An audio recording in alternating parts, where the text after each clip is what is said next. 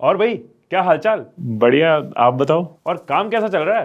ठीक चल रहा है, मतलब सही है। ऐसे लोगों की बातें सुनकर नॉर्मल लगता है, कोई खास फर्क नहीं पड़ता। लेकिन कुछ लोग ऐसे होते हैं ना, जिनकी बातें हमारे माइंड में एक स्ट्रॉन्ग इंप्रेशन बना जाती है, जिनसे बार बार मिलने का मन करता है। क्योंकि अगले कुछ मिनट्स में मैं आपको ऐसी 10 टिप्स शेयर करूंगा जिनकी मदद से आप अपनी कम्युनिकेशन को 10 गुना इंप्रूव कर पाओगे। लोग आपसे बात करना पसंद करेंगे, आपके रिलेशंस इंप्रूव होंगे और आप अपनी लाइफ में बहुत कुछ अचीव कर पाओगे। ये मैं इतने कॉन्फिडेंस के साथ इसलिए कह पा रहा हूं क्योंकि इन स्किल्स पे काम करके मैंने भी अपनी पर्सनल और प्रोफेशनल लाइफ को बदला है। इन टिप्स और टेक्निक्स की वजह से आज मैं हजारों लोगों के सामने कॉन्फिडेंटली बोल पाता हूं, लोगों के साथ रिलेशनशिप्स बिल्ड कर पा रहा हूं, लोगों की लाइफ में एक इंपैक्ट क्रिएट कर पा रहा हूं, बड़ी से बड़ी कंपनीज में ट्रेन करता हूं। अपनी कम्युनिकेशन की वजह से, अपनी स्पीचेस के लिए मैं कंपनी से लाखों रुपए चार्ज करता हूं। शुरू करने से पहले एक चीज बता दूं कि इस पूरी वीडियो में मैं ऐसी कोई भी टिप नहीं दूंगा जिसमें एक्स्ट्रा ऑर्डिनरी एफर्ट लगे। फिर आप 2-3 दिन तो फॉलो करोगे, उसके बाद कर नहीं पाओगे। ये सारी टिप्स इजी टू इंप्लीमेंट है, प्रैक्टिकल है, एक्शनेबल है, लेकिन इनके रिजल्ट्स पावरफुल है। बिना बोले बोल जाना पहली टिप, से विदाउट सेइंग। एनिमल के सीन में बॉबी देओल बिना एक वर्ड बोले भी अपनी बॉडी लैंग्वेज से पूरी प्रेजेंस फील करा देते हैं। आप जानते हो कि साइकोलॉजी के अकॉर्डिंग पहले 7 सेकंड डिसाइड करते हैं कि सामने वाले के दिमाग में आपका कैसा इंप्रेशन बनेगा। सिर्फ 7 सेकंड्स। कहते हैं कि your vibe attracts your tribe. Your wife attracts your tribe नहीं, your vibe attracts your tribe. क्योंकि सबसे पहले आपकी वाइब आती है, कैसे आप खड़े हो, कैसे बात कर रहे हो, आपकी बॉडी लैंग्वेज क्या है, आपके जेस्चर्स क्या कर रहे हैं, ये सब आपके बारे में बहुत कुछ बताते हैं। हर किसी की बॉडी लैंग्वेज का ना एक स्टाइल होता है। जैसे रणवीर सिंह की बॉडी लैंग्वेज की बात करें तो वो कॉन्फिडेंस और एनर्जी से भरी होती है। उसका मिलने का तरीका, बात करने का तरीका, स्टेज पे चढ़ने का तरीका, सब में एक एनर्जी होती है। ऐसे ही हर कोई जो अपने अपने फील्ड में एक्सेल करता है, जो लीड करता है, उनकी बॉडी लैंग्वेज का भी एक स्टाइल होता है। अब ऐसी 6 टिप्स जो आपकी वाइब को सॉलिड बनाती है। मतलब पहले पॉइंट के अंदर मैं आपको 6 टिप्स दे रहा हूं, उसके बाद हम सेकंड पॉइंट पे जाएंगे। 50-70 रूल फॉर आई कॉन्टैक्ट। मतलब बात करते वक्त 50% टाइम मिनिमम सामने वाले की आंखों में देखो और सुनते वक्त मिनिमम 70%। इससे आप इंटरेस्टेड और अटेंटिव लगोगे, ना कि इंटेंस और क्रीपी।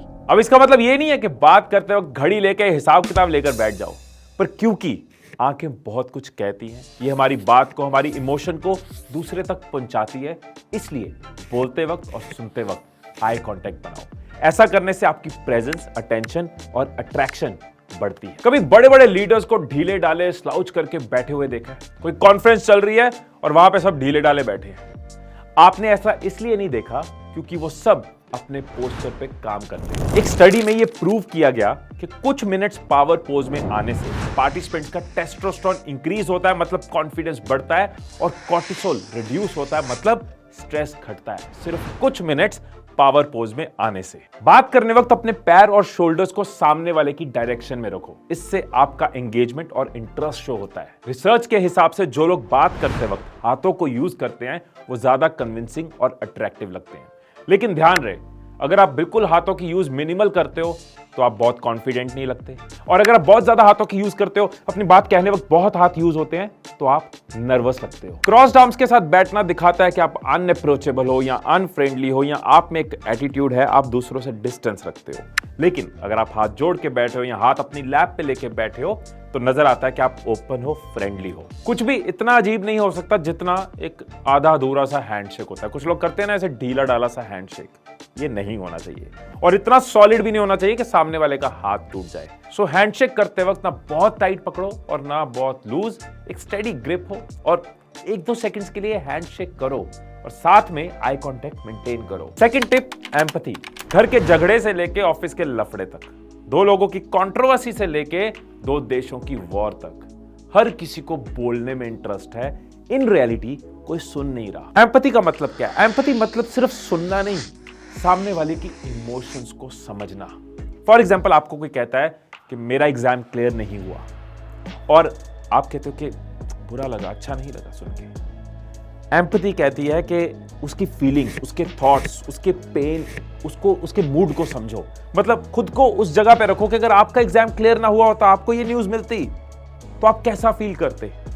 इस फीलिंग के साथ जब आप जवाब देते हो ना तो वो एम्पैथी से निकलता है और ये कम्युनिकेशन आपके रिलेशंस को रियल बनाती है। Third tip, the sweetest sound. इस गुलाब जामुन से भी कुछ मीठा अगर लोगों को लगता है ना तो वो है अपना नाम। हर किसी को अपना नाम बहुत इंपॉर्टेंट होता है, इसीलिए सब मेक श्योर करते हैं कि उनका नाम सही तरीके से लिया जाए। बहुत से लोग मुझे हिमीश की जगह हिमेश कह के बुला देते हैं और मुझे भी अच्छा नहीं लगता। और एक कंपनी है जो इस चीज को अच्छे से समझती है और वो है स्टारबक्स।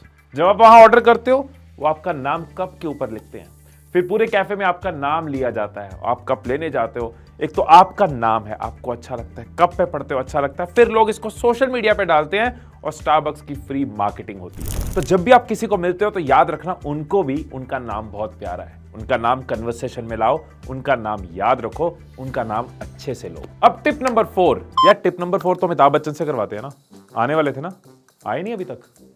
अरे बच्चन सर, आपको मिलना बहुत मुश्किल, आप मिलते ही नहीं हो। तुम लोग मुझे ढूंढ रहे हो और मैं तुम्हारा यहाँ इंतजार कर रहा हूँ। तो मैं सबको बता दूं कि बच्चन साहब को मैं बहुत टाइम से जानता हूं, बहुत पुराना रिश्ता है हमारा। रिश्ते में तो हम तुम्हारे बाप होते हैं। सर ऐसे बात नहीं कर सकते आप, ये गलत है। कौन सा कानून पढ़कर आए हैं आप? अच्छा ठीक है, एक ऑटोग्राफ मिल जाएगा आपका, एक साइन मिल जाएगा। जाओ पहले उस आदमी का साइन लेकर आओ जिसने मेरे बाप से साइन लिया था। आपने देखा कैसे बिग बी अलग अलग इमोशंस को इतना पावरफुल तरीके से डिलीवर करते हैं।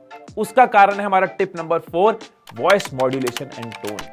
कैसे आप इसको इंप्रूव कर सकते हो? 3 P's इस पॉइंट में आपको दे रहा हूं जिससे आप भी अपनी वॉइस मॉड्यूलेशन एंड टोन पे काम कर सकते हो। पहले आप इन 3 P's को समझो, उसके बाद एक शानदार एक्सरसाइज दूंगा जो आप खुद यूज करके अपनी वॉइस मॉड्यूलेशन एंड टोन को इंप्रूव कर पाओगे। पहला P है पिच, मतलब आपकी आवाज का हाई होना या लो होना। आपकी बात की इमोशन और इंपॉर्टेंस आपकी पिच से कन्वे होती है। फॉर एग्जाम्पल, जब हम एक्साइटेड होते हैं तो हमारी पिच हाई होती है और जब हमें कोई सीरियस बात कहनी है तो हमारी पिच लो होती है। अरे धोनी ने छक्का मारा यार, मजा आ गया। आरसीबी फिर से हार गया यार। सेकंड P है पेस, मतलब वो स्पीड जिसके साथ आप अपनी बात को कन्वे करते हो। बहुत तेज पेस कई बार दूसरों को कंफ्यूज कर देती है या फिर आपकी नर्वसनेस बताती है कि आप जल्दी जल्दी में अपनी बात कहने की कोशिश कर रहे हो, और बहुत स्लो पेस बात को बहुत बार बोरिंग बना देती है। अपनी पेस से भी आप बताते हो कि उस बात की इंपॉर्टेंस और इमोशन क्या है। नॉर्मल बात पे आपकी पेस मॉडरेट हो जाती है कि यार मैं सोच रहा हूं कि आज रात को कहीं बाहर डिनर करने चले, और इंपॉर्टेंट बात पे भी आपकी पेस बदलती है। देख, हमारे बीच में मिसअंडरस्टैंडिंग है, हमें बैठना चाहिए और इसको सॉल्व करना चाहिए। तीसरा P, जो सुनने में आपको लगेगा इतना नॉर्मल सा पॉइंट, लेकिन maximum stand up comedians, maximum public speakers, orators इसको अपना सबसे इंपॉर्टेंट टूल मानते हैं, और वो P है पॉज। पॉज कितना इंपॉर्टेंट है मैं आपको कुछ क्लिप्स से दिखाता हूं। सो के कैसे उठते हो? ऐसे, गलत।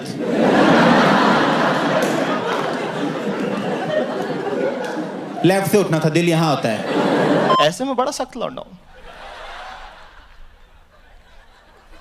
लेकिन यार यहां में पिघल गया। अब एक ऐसी एक्टिविटी दे रहा हूं जिससे आप भी पब्लिक स्पीकर्स की तरह, ऑरेटर्स की तरह अपने पिच, पेस और पॉज पे काम कर पाओगे। आपकी बात और इंपैक्टफुल हो जाएगी। सिंपल सी एक्टिविटी है।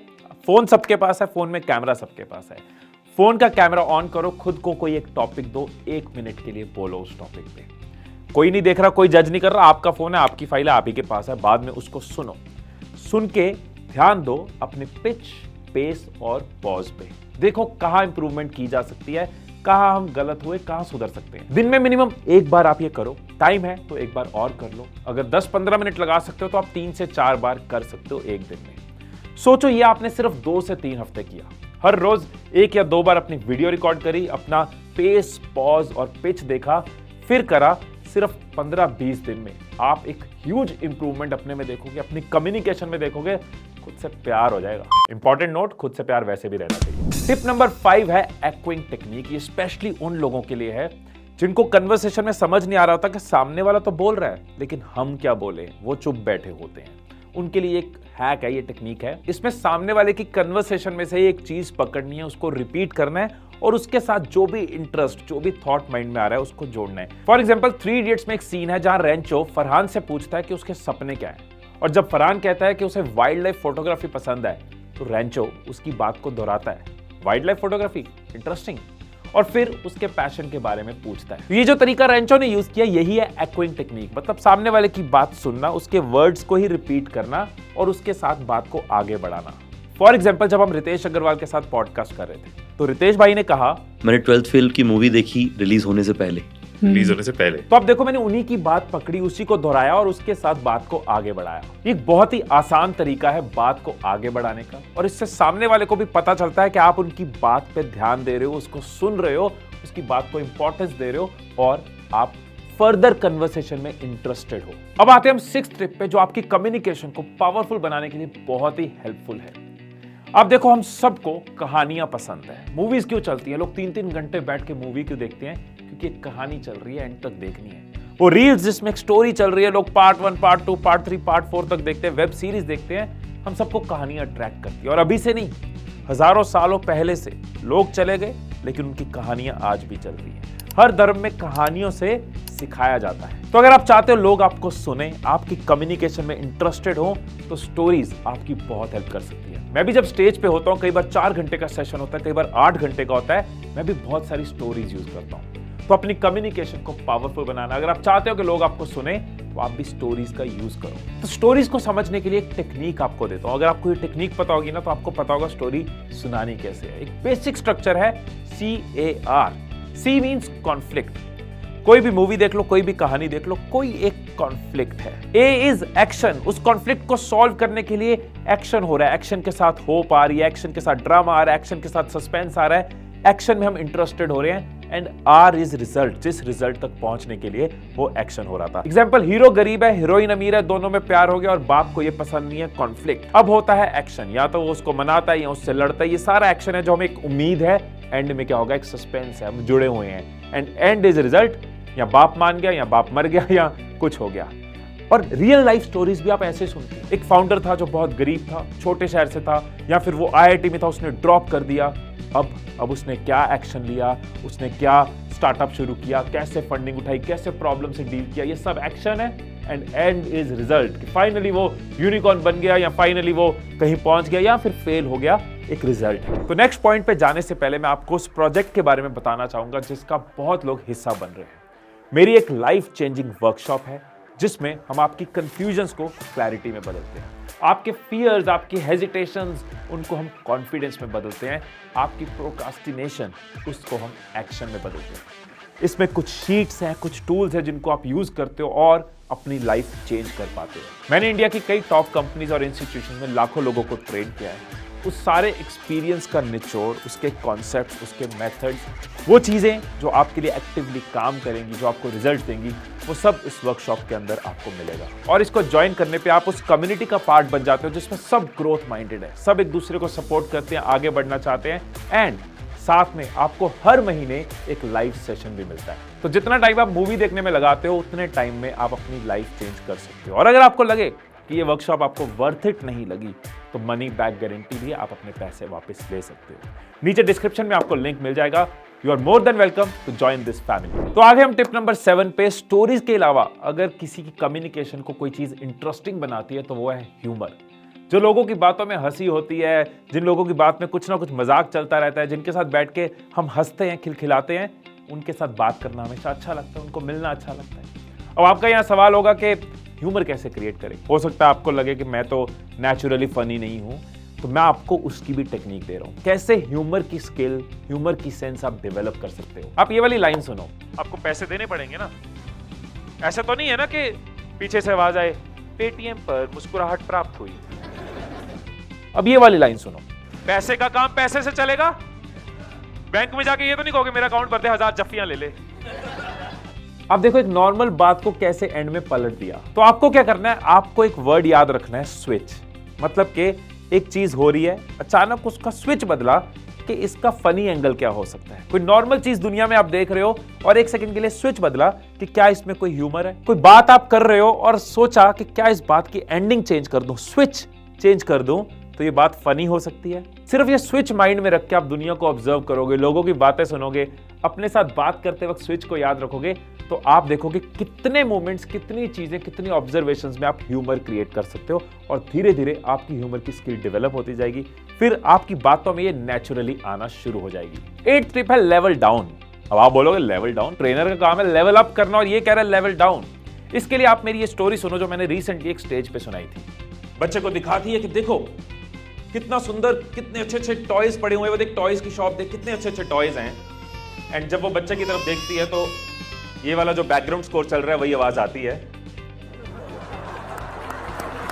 बच्चा रो रहा होता है, बच्चा रो रहा होता है, मेरे को घर जाना है, मेरे को नहीं देखना, मेरे को घर जाना है। वो लेडी कहती है कि यार मैं इसको टॉयज दिखा रही हूँ, व्हाई इज नॉट हैप्पी। थोड़े और स्टेप्स आगे जाती है और कुछ दिखाती हूँ, आगे राइड्स होती है, वो देख कितनी प्यारी राइड्स है, स्विंग्स देख कितनी अच्छी हैं। वो बच्चे की तरफ देखते हैं तो बच्चा फिर से रो रहा होता है, मेरे को घर जाना है, मेरे को नहीं देखनी राइड्स, मेरे को घर लेके जाओ। मदर कंफ्यूज्ड है। फिर फाइनली वो नोटिस करती है कि उस बच्चे के जो लेसिस हैं वो खुले हुए हैं। बैठती है उसके लेसिस को बंद करने के लिए, जैसे वो नीचे बैठती है बच्चे के लेवल पे जाती है तो नजर आता है कि बच्चे को तो सिर्फ भीड़ की टांगे नजर आ रही है। All you can see is legs. Laces tie करने के बाद गोद में उठाती है, ऊपर लेके आती है और बच्चे को पूछती है, बेटा चलना है ना घर, घर चलें? और बच्चा क्या कहता है, नहीं मुझे रुकना है यहां पे, मुझे वो बैलून्स नजर आ रहे हैं, मुझे वो टॉयज नजर आ रहे हैं, मुझे वो राइड्स नजर आ रहे हैं। दूसरे को अपनी बात समझाने के लिए पहले हमें उसके लेवल पे जाना जरूरी है, उसके नजरिए को समझना जरूरी है, फिर ही हमें उसके नजरिए को उठा के अपनी बात समझा सकते। कम्युनिकेशन को इफेक्टिव बनाने का एक बहुत शानदार तरीका है कि दूसरे के लेवल पे जाके उसकी बात, उसका पॉइंट ऑफ व्यू, उसका नजरिया, उसकी लैंग्वेज को समझो। रिसेंटली गवर्नमेंट ऑफ इंडिया ने क्रिएटर अवार्ड्स किए थे। वहां पे जब मोदी जी आते हैं तो वो शुरू में बोलते हैं, थोड़ी सी वाइब भी तो चेक हो जाए। अब कोई 73 साल का बंदा कहता है पहले वाइब चेक कर ले। इट मींस उनको पता है मेरे सामने जो ऑडियंस बैठी है वो मिलेनियल्स और जेनजी हैं, तो उनके साथ उस तरीके में बात करनी है। यही चीज कई ऑरेटर्स करते हैं, चाहे वो सदगुरु हो। He turned back and said, "Come on, you guys, we're almost there. Come on, let's go." या फिर ऋषि Sunak. Bapu, I'm here today not as Prime Minister, but as a Hindu. So, जिसको मिलने जा रहे हो या फिर जिससे बात कर रहे हो, जिसके साथ आप सराउंडेड हो, उसके लेवल पे जाके देखो, उसके लेवल पे जाके सोचो, आप जल्दी कनेक्ट कर पाओगे। अब आगे हम टिप नंबर 9 पे। मेरे आसपास के बहुत से लोग मुझे ये पूछते हैं कि हमने तुझे कभी गुस्से में नहीं देखा, तो तू बिजनेस भी चला रहा है, टीम्स भी चला रहा है, कंटेंट क्रिएशन भी है, कई सारी चीजें हैं, इतने लोगों से डील करता है, बिना गुस्से के तू काम कैसे करवा लेता है? तो एक बुक थी how to talk to anyone, Leil Lowndes की। उस बुक में मैंने एक टेक्निक पढ़ी थी, ब्रोकन रिकॉर्ड टेक्निक। बहुत सिंपल फंडा है कि जो आपकी बात है आप उस बात को दोहराओगे, आप उसमें एक्स्ट्रा वर्ड्स नहीं डालोगे, गाली नहीं डालोगे, गुस्सा नहीं डालोगे, आप बस उस बात को दोहराओगे। सेम बात को जब आप दोहराते हो, सामने वाले को नजर आता है ये बात कितनी इंपॉर्टेंट है, ये बात को लेके बंदा कितना सीरियस है। और अपने एक्सपीरियंस से कह सकता हूं कि इससे आपके आर्ग्यूमेंट और झगड़े कम होते हैं, फायदा ज्यादा। 10th पॉइंट, लेकिन सबसे इंपॉर्टेंट पॉइंट, पूरी कम्युनिकेशन का पिलर है ये पॉइंट, ये नहीं तो कुछ नहीं। और 10th पॉइंट है इमोशनल इंटेलिजेंस। अब देखो आज की डेट में ना बहुत फास्ट वर्ल्ड में, बहुत इंस्टेंट वर्ल्ड में है, सोशल मीडिया में थर वीडियोस देख रहे हैं, खट खट खट करता मैसेज करते हैं, 30 मिनट में पिज्जा आता है, 5 मिनट में ग्रोसरी आती है, एक क्लिक पे सारी दुनिया हमारे सामने आ जाती है। और इस फास्ट और इंस्टेंट वर्ल्ड में क्या हो रहा है, हम अपनी इमोशंस को लेके अवेयर नहीं हो पा रहे, इमोशंस को रेगुलेट नहीं कर पा रहे, जिस वजह से लोगों को जल्दी गुस्सा आता है, पेशेंस कम हो रही है, सड़कों पे झगड़े नजर आ रहे हैं, कपल्स के डाइवोर्सेस इंक्रीज हो रहे हैं। ये सब क्योंकि इमोशनल इंटेलिजेंस नहीं है। और अगर आपने अपनी इमोशनल इंटेलिजेंस पे काम कर लिया तो आपसे बढ़िया, आपसे अच्छा कोई कम्युनिकेटर ही नहीं है। कैसे? सिंपल फंडा देता हूं, react versus respond, 2P versus 4P। 2P क्या है? Panic and proceed. कुछ सुना, अपने तरीके से फटाफट उसको एज्यूम किया, अपने नजरिए से सुना, अपना मीनिंग लिया और प्रोसीड कर गए, मतलब रिएक्ट कर गए। पर मैं ये भी नहीं कह रहा कि चुप रहो, बोलना जरूरी होता है, अपनी बात रखनी जरूरी होती है, इसलिए 4P जरूरी है। 4P क्या है? Pause, process, plan, proceed. ये है रिस्पॉन्स। एक बार के लिए सोचो, देखो कि आपका ये नजरिया है, सामने वाले का क्या नजरिया है, एकदम से रिएक्ट करने की जगह एक बार इस चीज को डाइजेस्ट कर लूं, फिर मैं प्रोसीड करूं। मतलब जितने आप अवेयर हो उतने आप क्लियर हो। अगर इतनी सी चीज हर कोई समझ जाए कि मुझे रिएक्ट नहीं करना, रिस्पॉन्स देना है, तो सोचो कपल्स में झगड़े खत्म हो जाए, कितने घर टूटने से बच जाएं। पेरेंट्स अपने बच्चों को बोलने से पहले और बच्चे अपने पेरेंट्स को बोलने से पहले इतना सोच लें कि रिएक्ट नहीं करना, रिस्पॉन्ड करना है, तो कितनी फैमिलीज खूबसूरत हो जाएं। सड़कों पे या ऑफिस में अगर रिएक्शंस रिस्पॉन्स में बदल जाएं तो हर कोई हंसता मुस्कुराता नजर आए। इतनी पावर होती है कम्युनिकेशन में, ये दुनिया कम्युनिकेशन से ही चलती है। अगर कम्युनिकेशन के ऊपर लोग काम कर रहे हैं, ये दुनिया बेहतर होती जाती है, प्रोडक्टिव होती जाती है, मिलकर चलती है, हर कोई खुश रहता है। और अगर कम्युनिकेशन ही कमजोर है तो दुनिया खराब होती जाती है, लोग झगड़ते जाते हैं, स्ट्रेस बढ़ता जाता है, एंजाइटी बढ़ती जाती है। और अगर आपको भी लगता है कि यस, हर किसी को अपनी कम्युनिकेशन को इंप्रूव करते रहना चाहिए, तो इस वीडियो को दूसरों के साथ जरूर शेयर करना और दूसरों की जिंदगी में खुशियों को कंट्रीब्यूट करना। उम्मीद करता हूं आपको वीडियो अच्छी लगी होगी। अगर आप मेरी लाइफ मास्टरी वर्कशॉप का पार्ट बनना चाहते हैं, उसको अटेंड करना चाहते हैं, तो नीचे डिस्क्रिप्शन में आपको लिंक मिल जाएगा। फिर मिलेंगे अगली वीडियो में, तब तक खुश रहिए, खुशियां बांटते रहिए। I love you all.